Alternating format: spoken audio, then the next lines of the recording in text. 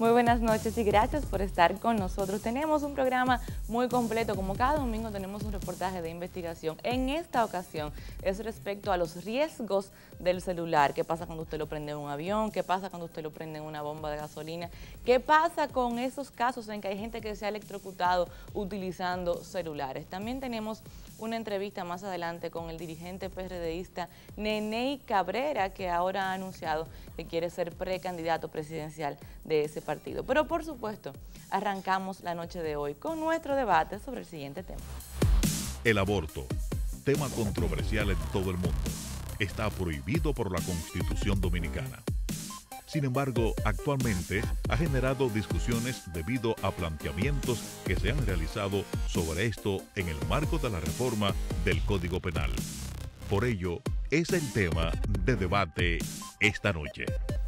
No es la primera vez que se discute el tema del aborto en la República Dominicana. Ha sido discutido en muchas ocasiones, sobre todo en aquel entonces en el marco de los debates sobre la reforma constitucional. Pero ahora se ha retomado el tema debido a la modificación del Código Penal, algunas propuestas en este sentido, sobre todo en lo que tiene que ver con aborto terapéutico. Pero en términos generales, no legal, sino más bien moral, de costumbre social, vamos a hablar del aborto y habrá un debate controversial esta noche con mis invitados.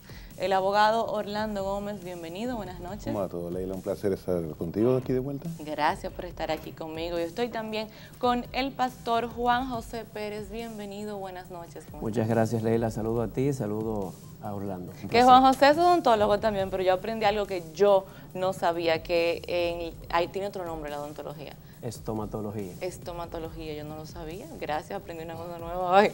Bien, pues cada uno hace un planteamiento inicial sobre su posición breve respecto a este tema del aborto y de ahí entonces arrancamos el debate. Orlando, por favor. Bueno, ya el tema del aborto se ha convertido en algo con profundas consecuencias sociales que ya no pueden ser ignoradas. La cantidad de personas, de mujeres adolescentes embarazadas, ha llegado a un punto que ya es, diría, epidémico en la República Dominicana. Eso está repercutiendo en muchas otras partes de la sociedad y la mecánica como nosotros lo manejamos como sociedad. Y inevitablemente, o sea, hay 97% del mundo ya ha admitido el aborto de una forma u otra.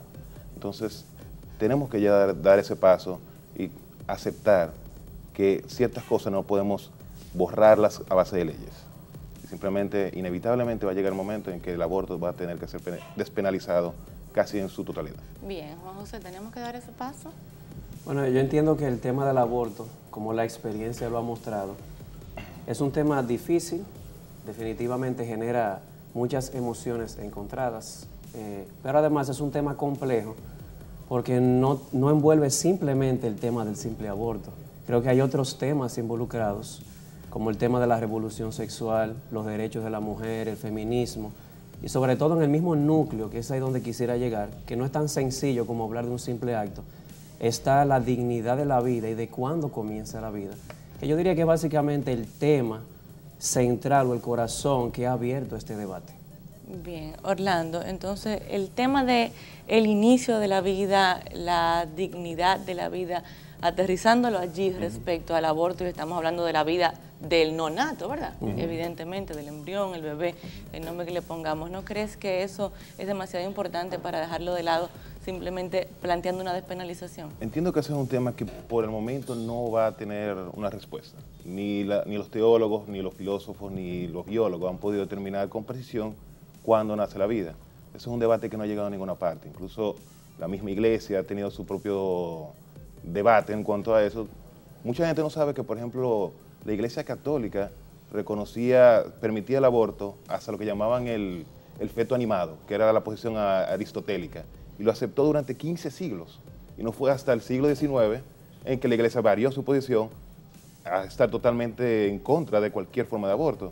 Entonces, la definición de qué momento nace la vida y todo eso, por ahora no tiene solución, y mientras tanto, o sea, no tiene respuesta, y mientras tanto, vamos acumulando un problema social demasiado grande como para seguir perdiendo el tiempo en una definición que no vamos a encontrar. Pero y el por si acaso la vida comienza antes de lo que tú pensaras, no es bueno entonces pensar en ese por si acaso para abstenerse de abortar. Aunque, por ejemplo, el tema de cuándo empezó la vida, ya eso es de por sí algo demasiado que no veo el punto. La vida empezó hace más o menos, se estima, unos 500 millones de años.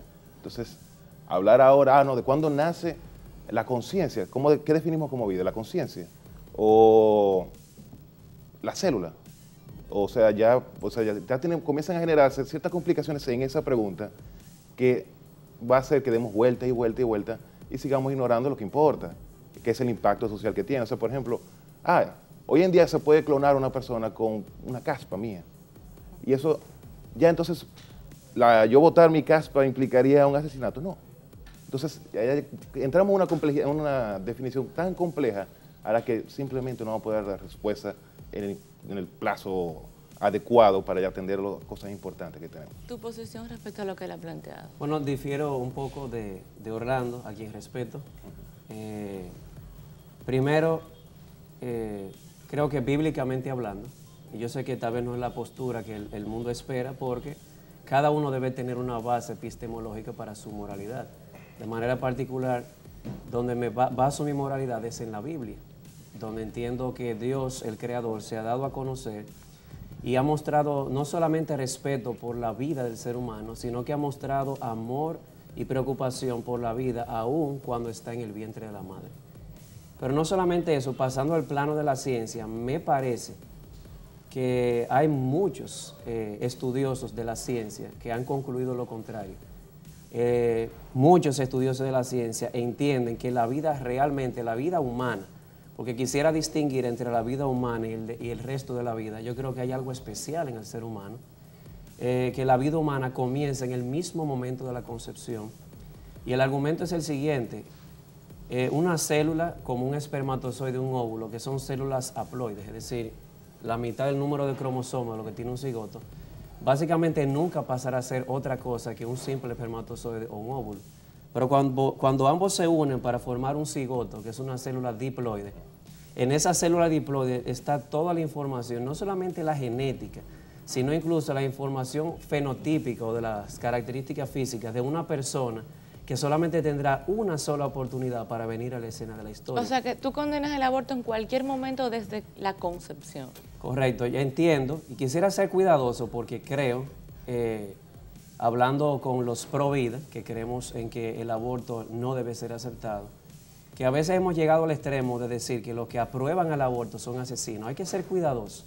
Yo creo que hay un tema que hay que definir primero. Hay personas que apoyan el aborto simple y sencillamente porque no ven que la vida inicia en la concepción. Entonces yo creo que en vez de condenar como un asesino a uno que aborte, creo que la postura es vamos a hablar y a salir del error. Y el que lo apoya por otras razones, por temas sociales, como por ejemplo casos que se plantean a veces en los medios de comunicación, una muchachita joven, una niña que es violada, eso es una tragedia. Entonces, ¿qué hacer en ese caso? Bueno, primero, una respuesta general. Creo que hay problemas sociales que no pueden ser evadidos. Pero creo que legalizar el aborto sería entonces entrar en otro problema social.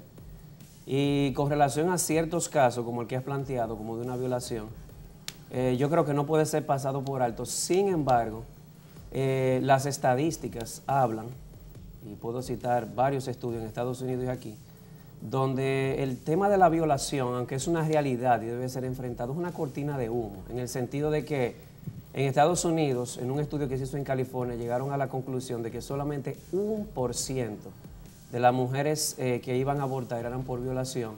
Entonces me parece que usar un caso extremo para justificar una práctica tan común no me parece apropiada, además de que hay otras alternativas. Y aquí yo quisiera decir, con el perdón de todo lo que me escucha, represento el sector evangélico, que debería darnos vergüenza de que venimos aquí y dialogamos y hablamos, pero no planteamos soluciones. Jesús nos mandó a ser luz del mundo, y la luz del mundo es más que hablar, es plantear soluciones. De poder decir, yo vine aquí al programa de Leili, no solamente estoy en pro de la vida a partir de la concepción. Si alguna mujer embarazada piensa abortar y no cambia de postura, yo estoy dispuesto a recibírselo. Tenemos los recursos para recibírselo y hacérselo crecer, alimentarlo y educarlo. Entiendo que la iglesia, estoy hablando de la iglesia evangélica, no quiero hablar de otras, hemos fallado mucho al respecto. Y Santiago dice en el capítulo 1 que nosotros no solamente debemos ser oidores olvidadizos, sino hacedores de lo que Jesús enseña. Entonces yo entiendo que hay otras alternativas como la adopción, que pudieran traer una solución al problema y al mismo tiempo evitamos otro problema que es el homicidio, aunque no estoy diciendo que el que practique el aborto lo haga con esa mentalidad. Quisiera cuidarme también. Esa opción de, en casos como el ejemplo que puse y otros casos también, en vez de pensar en aborto, pensar en la adopción, como él abre esa posibilidad, incluso se ofrece. Sí. Entonces, ¿qué tú opinas de eso como alternativa? En ninguna parte del mundo ha logrado ser la adopción una alternativa sostenible, porque tú no vas a comenzar a aceptar todos los niños que son abortados en el mundo todo el tiempo. Simplemente no hay recursos para eso. O sea, entiendo que una comunidad puede aceptar a 5, 10, 15, pero cuando ya se van contabilizando en los miles, ¿qué es lo que ocurre, por ejemplo, con los abortos clandestinos en República Dominicana, que se calculan en docenas de miles? Ya eso sobrepasa la capacidad de recursos, incluso de un monstruo tan grande como el mismo Estado. Entonces, eso no es realista. Ahora, ajeno al planteo de, bueno, podemos adoptarlo, sigue estando el tema de, estamos condenando a miles de mujeres a perder su educación o tener que desviar de su educación debido a un embarazo adolescente, a una vida condenada a la pobreza debido a esa falta de educación. Bueno, puede que tenga su hijo, entonces ya un hijo que nace en un hogar donde la madre es adolescente, o sea, ya de por sí, si tuvo la suerte de no nacer el niño con problemas debido a eso, ya donde él va a crecer como pobre, va a crecer apartado de la sociedad, con dificultad de acceso a la misma educación. Y permitirlo no abre la ventana a que mujeres, adolescentes, por ejemplo, u otras mujeres, practiquen sexo de manera más irresponsable porque saben que si quedan embarazadas, pues ya pueden abortar. No se ha visto ese caso en ninguna parte del mundo donde sí es legal el aborto. O sea, que como medida de concepción, de contraconcepción, el aborto, ese uso no es tan, ¿cómo se dice? Demasiado extendido como la gente que está en contra del aborto lo suele plantear. De hecho, esa es la inmensa minoría. Se debe en su mayor parte a complicaciones del embarazo o embarazos adolescentes. Para eso es la mayoría de los abortos. Entonces, no hay que recurrir a una prohibición total del aborto como una medida viable. No, sí, yo te lo acojo como, te lo voy a acoger en la comunidad, dámelo en adopción. Eso simplemente no es factible, no es viable. No lo ha sido en ninguna parte del mundo y por eso sigue como el impacto social que ha tenido la aceptación del aborto en la otra parte del mundo ha sido un éxito. ¿Qué opinas de eso que él señala de que no es viable? Bueno, me parece que no deja de ser realista. El problema no está en la cantidad de abortos, sino en la cantidad de familias que se ofrecen. En Estados Unidos, anualmente, 1.3 millones de familias o de parejas, mejor dicho, están dispuestas a adoptar, pero anualmente se matan aproximadamente 1.3 o se abortan 1.3 millones de niños, quedando aproximadamente menos de 50.000 criaturas para ser adoptadas.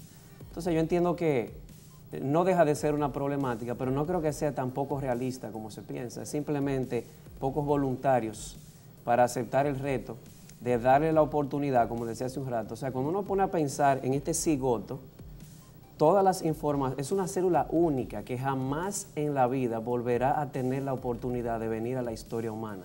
Gracias a la ciencia ya eso ha cambiado. Ya hoy en día cualquier célula del cuerpo puede ser algo que genere la vida de un nuevo ser humano. Bueno, eso gracias a los avances genéticos, hoy en día se puede clonar una versión mía sin ningún inconveniente. La realidad es que eso no se ha probado. Y una célula de pelo, incluso una célula sexual. Hasta ahora la ciencia dice que no pasará de ser una célula sexual. La única razón por la cual no hemos visto el primer ser humano es por las situaciones éticas que plantearía eso y que se ha prohibido en muchas partes del mundo, pero la posibilidad es ahí. Hoy en día no hay ninguna diferencia entre el resultante de la mezcla entre un espermatozoide y un óvulo y cualquier célula del cuerpo. Bueno, puede nacer un ser humano. Me gustaría ver el estudio, porque hasta el momento lo descubierto es esto. De hecho, la clonación todavía no ha sido probada, que una célula cualquier célula, excepto el cigoto, incluso el espermatozoide o el óvulo, no pasarán de ser más allá que una simple célula que no puede convertirse en otra cosa, a diferencia De del hecho, la cigoto. clonación sí fue probada. Hay una oveja allá en Escocia que se llama... Si el estudio es factible, viable, lo puedo recibir. Me voy a una breve pausa. Cuando regresemos quiero que hablemos un poco del aborto terapéutico, que no lo hemos tocado todavía, pero nos vamos a la pausa y manténganse en sintonía que venimos pronto con más. Hoy en día se puede clonar a una persona con una caspa mía. Definitivamente vaya a morir. Yo soy pro de vamos a salvar la que se pueda salvar, que en la mayoría de los casos siempre es la madre o la mujer.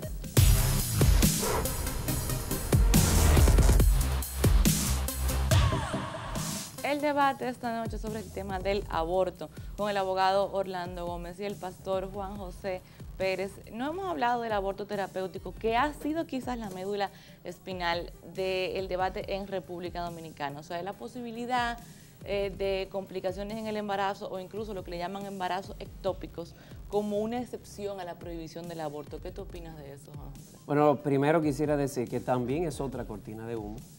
No deja de ser una realidad, pero es una cortina de humo porque representa el 1% de los casos. La ciencia realmente ha hecho esa posibilidad casi prácticamente nula.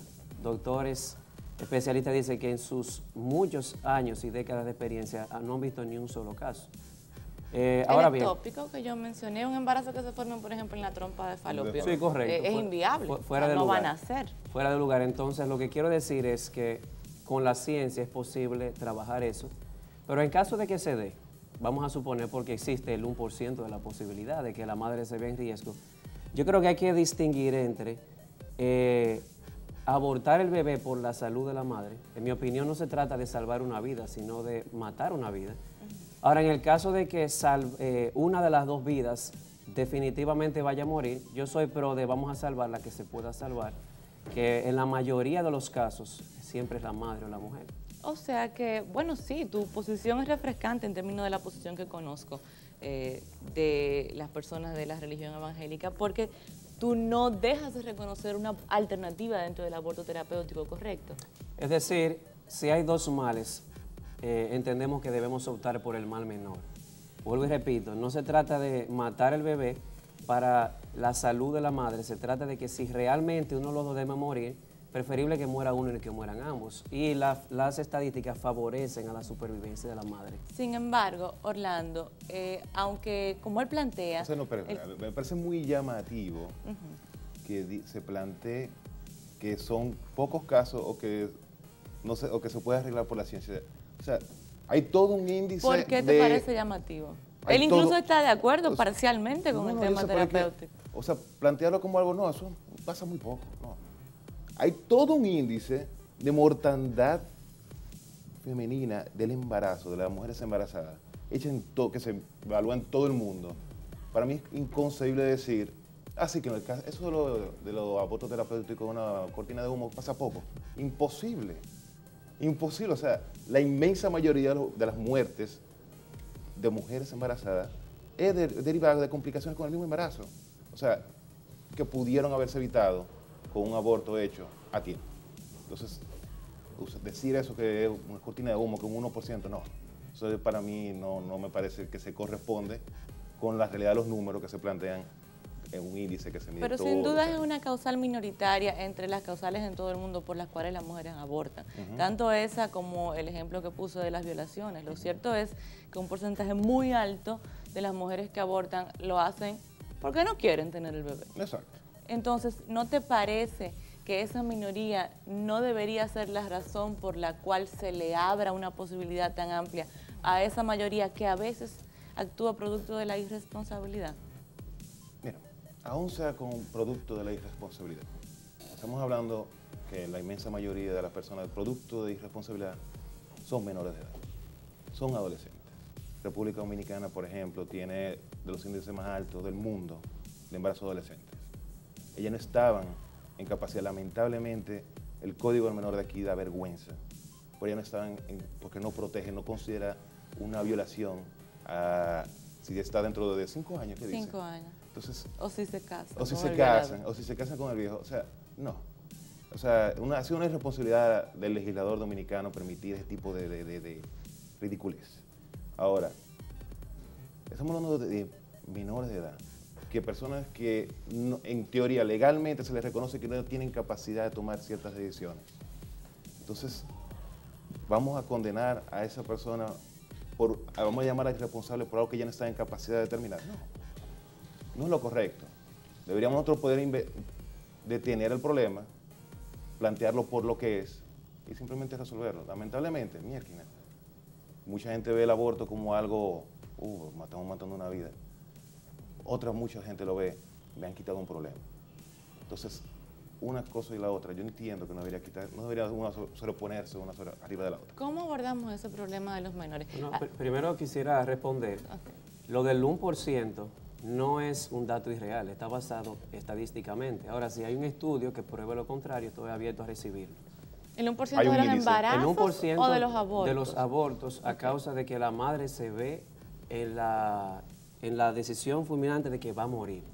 Eso es 1%. Ahora, que se practique el aborto para la salud de la madre son dos cosas distintas. ¿Tú recuerdas el caso reciente, creo que fue el año pasado, de la joven que al final murió, que tenía cáncer, y estaba el debate público respecto a si se le daba la quimioterapia con el bebé o si abortaba antes de la quimioterapia, porque esos medicamentos son clase D en la FDA, o sea, le afectan sin duda al feto?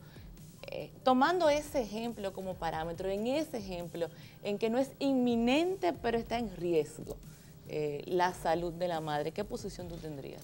Yo seguiría con la posición general, no recuerdo el caso, de que si una de las dos vidas se va a perder, entonces que se salve la que se puede salvar. Porque para que se pierdan las dos, entonces yo creo que el mal menor es que se pierda uno, y en este caso la mayor probabilidad de vida estaba en la madre que en la criatura. O sea que, vuelvo y repito, que diga que sea una cortina de humo, no quiero decir con esto que yo piense que se piense que estoy hablando de algo insensible, es una realidad. Lo que quiero decir es lo mismo que decía Leila, que usar el argumento para justificar el aborto me parece que no es viable por la minoría que representa en comparación a la gran cantidad de abortos y por la causa que son. Pero ¿qué hacemos con el problema de los menores? Aquí comienzan las jóvenes a los 12, 13 años a tener relaciones y hay excepciones que comienzan antes. Yo conozco una niña que desarrolló a los 9 años y quedó embarazada. Está embarazada el día de hoy, entonces son casos que pues, pueden ser menos, pero ocurren. Entonces, ¿cómo abordamos ese problema social? Bueno, lo primero es que si vamos a hablar del tema de la responsabilidad, hay que ver dos cosas, que si ella no es lo suficientemente responsable para tener un bebé, yo me iría más atrás. ¿Está preparada responsablemente para tener una relación sexual, sabiendo que por medio de esa interacción se genera vida? Yo creo que el dilema ético de generar o evitar la vida comienza en la misma relación sexual. Y aquí es que viene la concientización. Algo que me hace humano y me distingue de los animales es que, a diferencia de cualquier animal, yo puedo decidir en pro de la verdad y no conforme a mis deseos todo el tiempo. El burro ve la burra y le vuela arriba sin preguntar. Yo no tengo por qué actuar así porque yo tengo razón. Una razón que une causas, consecuencias, que mira más adelante. Y entiendo que la solución al problema no es simplemente decir vamos a abortar, sino vamos a concientizar a las menores de que si ellas no están preparadas para tener una relación sexual con un hombre o con un joven que le dice te amo, pero no está dispuesto a respaldar eso con yo me voy a unir contigo hasta que la muerte nos separe y quiero formar una familia contigo. Sino que después que le embaraza y ella se lo dice, no quiero asumir la responsabilidad, porque de hecho, otro estudio en Estados Unidos registró que la mayor cantidad de personas que aprueban el aborto ni siquiera son mujeres, sino hombres solteros. Me sorprendió bastante el dato. Entonces el problema esencial es que las jóvenes tienen el discernimiento para elegir tener una relación sexual y por ende deben elegir cuidar al bebé, ¿no? Lamentablemente, como la educación sexual ha sido seriamente coartada en la República Dominicana, precisamente por personas que entienden que no es lo apropiado para enseñar a los niños, evidentemente no tienen la capacidad de raciocinio a esa edad, como para ellos determinar las consecuencias de las acciones que están tomando. Entonces, por un lado nos negamos a la educación sexual, por el otro lado nos negamos al aborto. Pero oye, una tiene que soltar, porque si seguimos en la misma situación, vamos a seguir encabezando el listado de los embarazos adolescentes en el mundo. y una cosa que es una crisis social que va a tener consecuencias muy graves y no a tan largo plazo. Entonces, no entiendo que un adolescente, una niña esté en capacidad ahora mismo en República Dominicana de entender las consecuencias de los actos. Y como no estamos dándole esa capacidad, simplemente no estamos llegando a ninguna solución. Bien, pues tengo que irme, Juan José, tengo que irme, pero muchísimas gracias por haber estado aquí conmigo, el pastor Juan José Pérez y Orlando, gracias por estar conmigo, el público del programa, el abogado Orlando Gómez. Seguimos con mucho más adelante tenemos una entrevista con el dirigente PRDista Neney Cabrera, tenemos también nuestro reportaje de investigación sobre los riesgos del celular y por supuesto nuestro breve comentario de cada domingo. Nos vamos a la pausa, adelante. 2 casos recientes en China de personas que se electrocutaron con celulares. Yo prefiero trabajar sobre las fortalezas más que sobre las debilidades.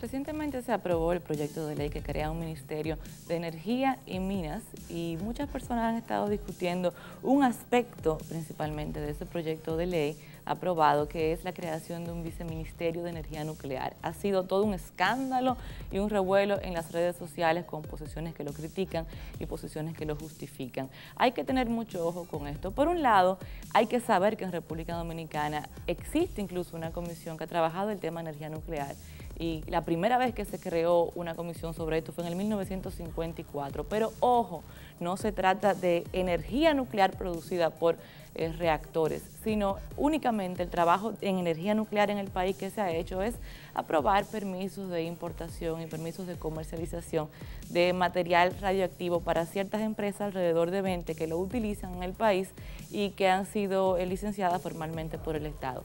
Ahora bien, eso es una cosa. Otra cosa muy distinta, como esto es en el marco de un Ministerio de Energía, sería que ese viceministerio se haya creado con la posibilidad de evaluar producir energía nuclear en el país. Y eso develaría que, como siempre, estamos a años luz de atraso en relación con el mundo, porque mientras en otros lugares, como en España, se están creando proyectos para ir poco a poco desmontando la energía nuclear, aquí querríamos comenzarla. La energía nuclear es costosa y muy peligrosa. Y la parte más costosa no es la producción de la energía, es que luego de que se utiliza combustible en el marco de un reactor nuclear, ese combustible queda con miles de años con mucha radioactividad muy peligrosa que ustedes conocen resultados en otros países, como lo que ocurrió en el 86 con Chernobyl. Entonces, almacenar ese combustible utilizado requiere de mucho dinero, de mucho espacio y de mucho cuidado en un país que ha demostrado que no tiene los recursos ni los conocimientos para tener tanto cuidado. Entonces, espero que por favor esto sea un tema que se discuta ampliamente y públicamente, que todos podamos opinar y que se tomen las medidas necesarias para evitar riesgos a la población dominicana.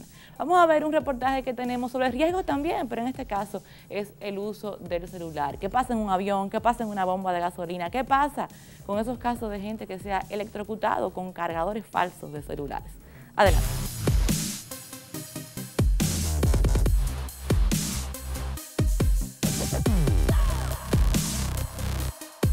Dos casos recientes en China de personas que se electrocutaron con celulares, una que falleció como consecuencia de ello y otra que se encuentra en coma sin actividad cerebral, llamaron la atención en todo el mundo respecto a los riesgos que podría suponer para la gente el uso del celular. En ambos casos en que se produjeron las descargas eléctricas letales, el teléfono en cuestión era un iPhone y la electrocución ocurrió en momentos en que el teléfono se encontraba conectado a un cargador, que en las dos situaciones era un cargador falso. Es posible que haya hecho un contacto entre el pin de carga y ese borde metálico y eso haya hecho la electrocución. Son casos que se han dado porque han tenido equipos que no son los apropiados. A eso súmale que probablemente un alto voltaje llegue en ese momento y se dé el caso.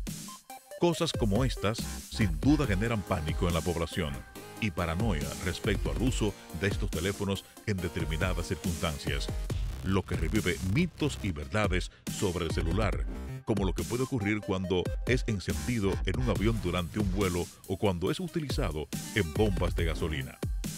Lo piden porque pueden haber alguna que otra interferencia con la señal GPS, que son las que utilizan los aviones para regular el despegue, el aterrizaje. Puede pasar que un celular en ese momento haga un movimiento de energía que puede ser estático y como el combustible es tan inflamable, puede ocasionar un incendio. Es necesario encontrar un punto intermedio en el que las personas reduzcan al máximo los riesgos potenciales a su seguridad que puedan surgir por el uso del celular, siguiendo las reglas de los manuales y las compañías certificadas, y a la vez tampoco se dejen ahogar en un mar de leyendas urbanas sobre historias trágicas con móviles, pues la mayoría no son ciertas.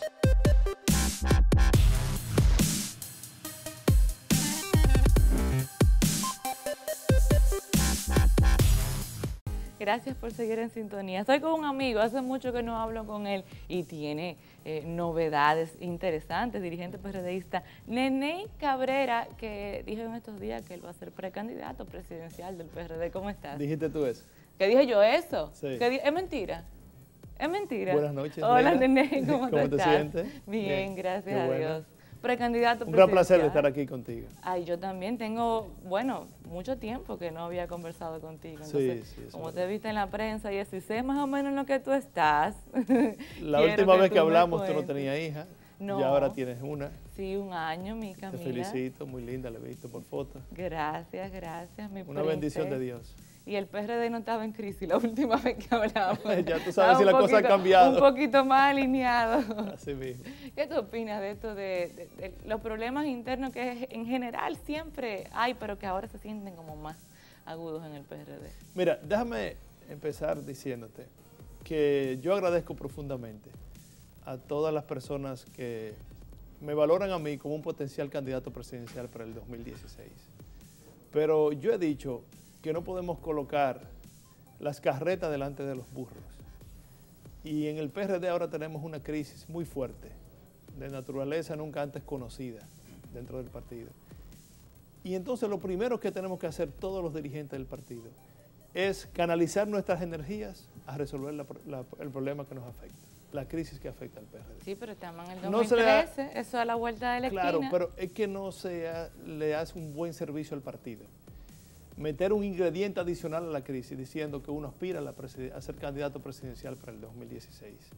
Eso, lejos de ayudar a solucionar la crisis, lo que trae entonces un elemento que presiona más al conflicto. Y nosotros hemos dicho, vamos a trabajar ahora para construir la unidad. Nosotros tenemos una campaña reivindicando el orgullo de ser PRDista. Porque si bien es cierto que el PRD ha tenido conflictos, ha tenido crisis durante toda su historia, no es menos cierto, Leila, que el PRD es el partido más viejo del sistema. Tenemos 74 años de fundado, tenemos 52 años que llegamos al país. Es el partido que más ha contribuido a la consolidación de la democracia y la institucionalidad del país. Entonces yo prefiero trabajar sobre las fortalezas más que sobre las debilidades, porque últimamente solamente escuchamos cosas negativas que salen de parte del PRD. Y entendimos pertinente que hubiera una voz que también reivindicara la cosa positiva, para que el pueblo no se deje confundir y creyendo que el PRD todo es malo. Como No. una tercera vía, Neney, porque tú sabes que te vimos muy cerca, y yo misma, porque yo trabajaba como maestra de ceremonia con Miguel, Claro. te vimos muy cerca de Miguel Vargas, pero entonces ahora como que te vemos lejos de él, pero tampoco es que te vemos cerca del otro grupo. Entonces, ¿tú te quieres plantear como una tercera vía o tú tienes una inclinación actual No, entre las corrientes mayoritarias? yo he asumido una posición equidistante de las dos partes en conflicto. La verdad es que a mí me parece que nosotros tenemos que aprender a dirimir nuestras diferencias políticas dentro de un ambiente de armonía, porque todos pertenecemos a un mismo partido político. No puede ser que nosotros no tengamos capacidad de entendernos, de vivir tranquilos, de plantear nuestras ideas, nuestras visiones, nuestras posiciones sobre temas puntuales. Y aunque no tengamos las mismas posiciones, las mismas opiniones, eso no significa que entonces tengamos que crear un conflicto que amenace con la propia existencia de nuestro partido. Leila, yo te decía, esta crisis que nos afecta como partido es una crisis sin precedentes en el PRD. Y fíjate que te dije que en el PRD han habido muchas crisis, sí, pero sin embargo, los matices de esta, yo nunca la había conocido. En el Por partido. no tener precedentes, ¿tú crees que se resuelve a tiempo? Porque, insisto, estamos en el 13 y los votantes están viendo esto y si no se resuelve pronto, bueno, van a votar por el PRD, vaya quien vaya. Tú tienes razón, yo he dicho que ya el tiempo se nos acabó en el PRD. Necesitamos buscarle una solución definitiva al conflicto que nos afecta. Ya no tenemos más tiempo. Si no le buscamos en el corto plazo, entiéndase, en los próximos días, en las próximas 2 semanas, una solución a la crisis, el PRD se encamina a salir derrotado en el año 2016. ¿Por qué tú crees que perdió Tan en sencillo el 12? como eso, ¿eh? El PRD. ¿Por qué ¿Perdón? tú crees que perdió en el 12?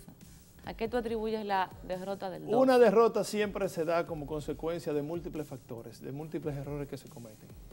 Pero a mí me parece que incidió mucho la actitud del compañero Miguel Vargas de no integrarse de manera pública a la campaña, porque él ha esgrimido de que sí hizo algunos aprestos, que fue a la Junta Central Electoral, que consiguió la casilla número 1, que consiguió que no se incluyera en la boleta la presencia física de la foto de la candidata vicepresidencial. Bueno, todo eso fueron iniciativas interesantes que nos ayudaron a seguir fortaleciendo la propuesta nuestra.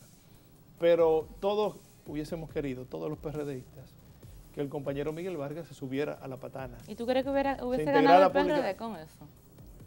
No solamente con eso, porque también a la derrota influyó mucho los errores cometidos por el candidato presidencial. Es indudable, nadie puede negar que el compañero Hipólito Mejía, sobre todo en el último tramo de la campaña, cometió errores, sobre todo con expresiones fuera de contexto, inesperadas, que hicieron mucho daño. Una de ellas, que te voy a pedir que no me pidas que la recuerde, nosotros inclusive monitoreamos el impacto que tuvo en el electorado. Y entonces, tan pronto él saltó con eso, nosotros a la semana medimos. Lo de las domésticas, tú no me lo tienes que decir. Y óyeme, eso fue dramático. O lo de los jueces. El impacto negativo de eso en el apoyo que estaba teniendo la candidatura fue dramático, fue sorprendente. Los asesores se quedaban, ¿pero qué es lo que está ocurriendo? Claro. Bueno, entonces, creo que la derrota fue consecuencia de esos múltiples errores. Señalo esos 2, quizás como errores sustanciales, fundamentales, pero también se cometieron muchísimos errores adjetivos que no eran medulares. A lo mejor yo mismo cometí errores, yo era el enlace de Romana. Sí. Pienso que debí ganar. Históricamente el PRD, o en las últimas 2 elecciones, el PRD había perdido con una diferencia de hasta 20 puntos en Romanas. Yo, gracias al trabajo de algunos compañeros, pudimos acortar esa diferencia, pero no ganar. Okay. Finalmente perdimos por alrededor de 2 puntos, 3 puntos. Hay quienes me felicitaron, qué buen trabajo. Contaron bien. Claro, pero yo no soy conformista. A mí me gusta lograr el objetivo. De ganar. Claro, perder por 47, por 48, por 49, yo he dicho es igual perder, claro, que por 40, que por 39, o porque por se 1. pierde como quiera. Claro, me voy a la pausa y seguimos con más aquí. Sí. No se muevan. Pasa que tampoco usted puede pretender, como dirigente joven de la política, que a usted le van a ceder el paso amablemente.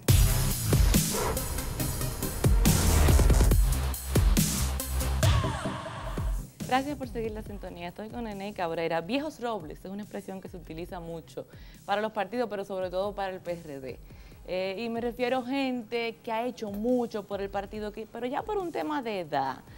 Deberían estar escribiendo memorias o estar como asesores externos porque ya cumplieron su rol. Lo que pasa es que en este país nadie como que se quiere retirar. ¿Tú no crees que eso está haciendo? No se retiran, se mueren insistiendo en llegar al poder con un cargo. Entonces, ¿tú no crees que eso está haciendo también, causando problemas para que una generación más joven de la cual tú eres parte pueda renovar y rescatar el partido? Claro, definitivamente que sí, pero mira, nosotros estamos proponiendo un nuevo modelo de hacer política en el PRD. El nuevo modelo de lo que se trata es de combinar inteligentemente las experiencias acumuladas de esa generación que ya, vamos a decir, pasada meridiana. No me gusta utilizar la expresión de viejos robles, sino una generación mucho más madura. Sí. Nosotros tenemos que utilizar la experiencia acumulada de todos ellos, porque gracias al trabajo de ellos es que tenemos el partido que gozamos en el día de hoy. Entonces no podemos tampoco ahora decirle, bueno, muy bien, le agradecemos el trabajo que ustedes han hecho, pero por favor váyanse para su casa. Eso no es justo, no es conveniente ni tampoco inteligente. Entonces lo que tenemos que combinar inteligentemente, esa experiencia acumulada de esos dirigentes con la capacidad, el talento, la vocación, las energías de trabajo de la nueva generación. Pero ellos lo permiten. El paso, eso no es bueno, lo que pasa es que tampoco usted puede pretender, como dirigente joven de la política, que a usted le van a ceder el paso amablemente. Se van a quitar del medio y decirle, venga, ocúpelo usted. No, no, no, no.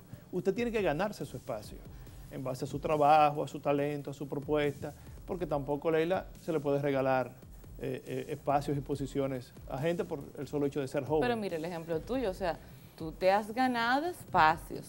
No es un tema de que a ti te regalen nada, tú te has ganado espacios. ¿Tú crees que ¿cómo que tú dices? Pasado meridiano, ese grupo esté dispuesto a una persona como tú darle su espacio o tú vas a tener que arrebatarlo? Bueno, pero qué bueno que tú pones ejemplo. No me gusta hablar en primera persona, pero yo interactúo con ellos y ya yo soy una realidad y ellos me tienen que aceptar como una realidad. Y en las decisiones importantes, trascendentes del partido, tienen que contar con por lo menos la opinión de uno. Bueno, y ese es un ejemplo de lo que estoy diciendo. Si uno, en base a su trabajo, a su propuesta, a su talento, se comienza a crear un espacio, en definitiva ellos van a tener que aceptar eso como bueno y válido. A mí me pasó, siendo yo muy joven, cuando tenía apenas 34 años, que competí por primera vez como candidato a diputado por el Distrito Nacional. Mira, Leila, esa fue una competencia singular para mí, porque yo tuve que competir en contra de un hombre que yo me pasé toda mi niñez viéndolo en mi casa como un alto dirigente del PRD, que se trata del compañero Rafa Gamundi, una leyenda de la política dominicana y sobre todo del PRD, secretario general y todo eso.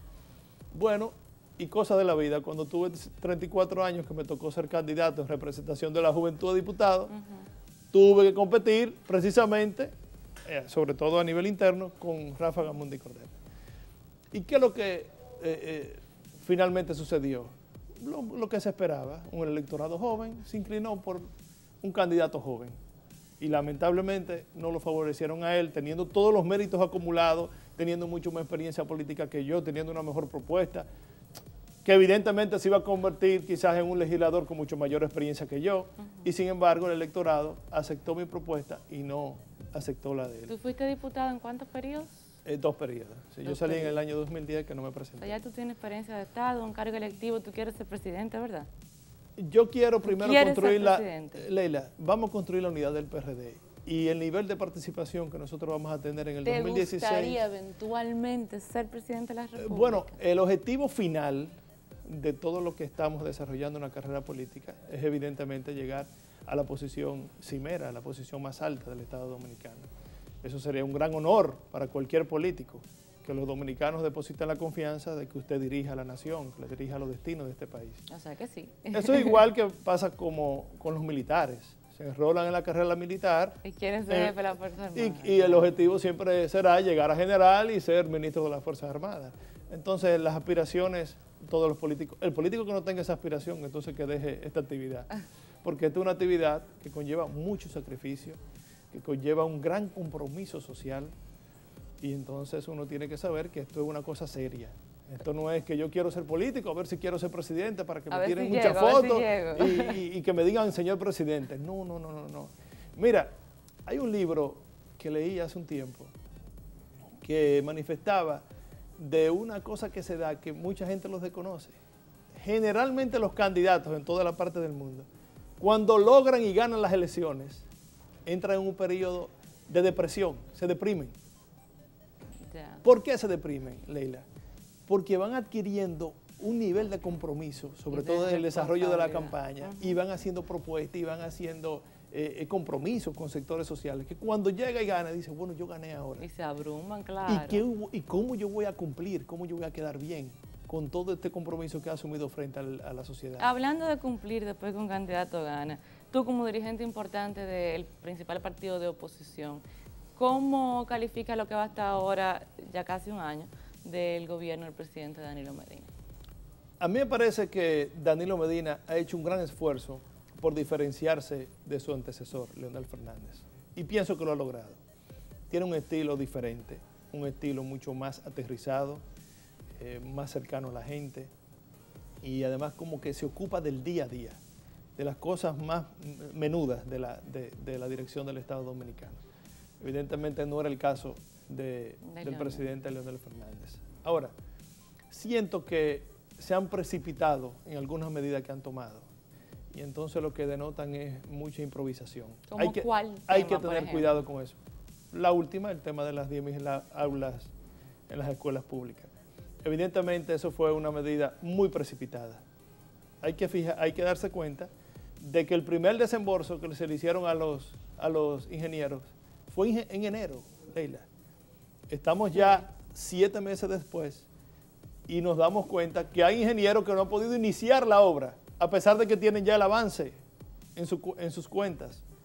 ¿Por qué no lo han podido iniciar? ¿Por la negligencia de los ingenieros? No, porque el Estado Dominicano no le ha indicado dónde que tienen que construir esas aulas. Entonces ahí se denota que hubo una improvisación, que se precipitaron en la medida.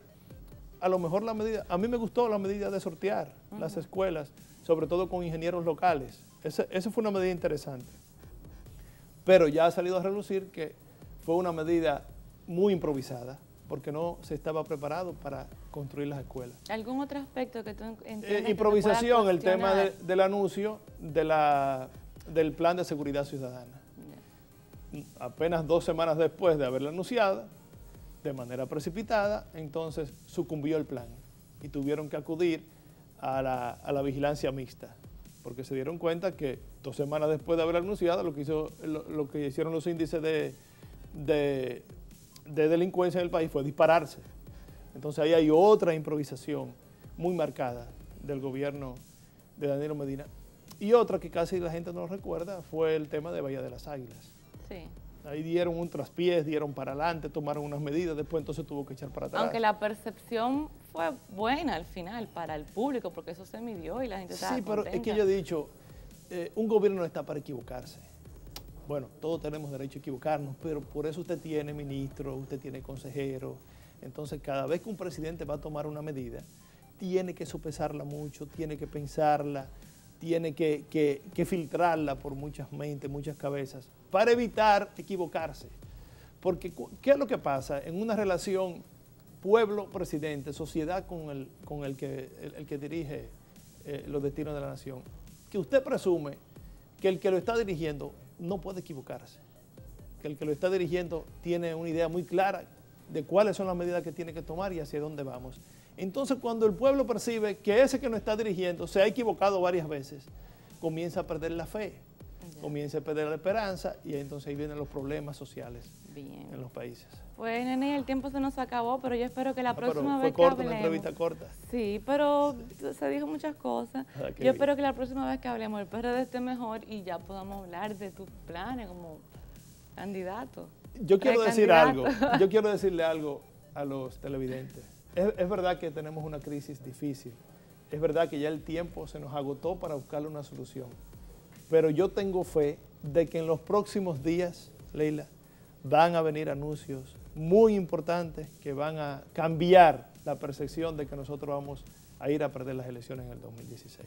Bien, pues gracias, muchísimas gracias a ustedes por la sintonía. Conversamos con Nene Cabrera. Recuerde seguirnos en Twitter, @Leila_Mejía es el Twitter que está en pantalla, y escribirnos para sugerencias, comentarios, propuestas de temas de debate en leilaenantena@gmail.com. Les deseo que pasen un muy feliz resto de la noche y nos encontramos aquí la semana que viene, domingos a las 11 por Antena Latina en otra entrega de este programa.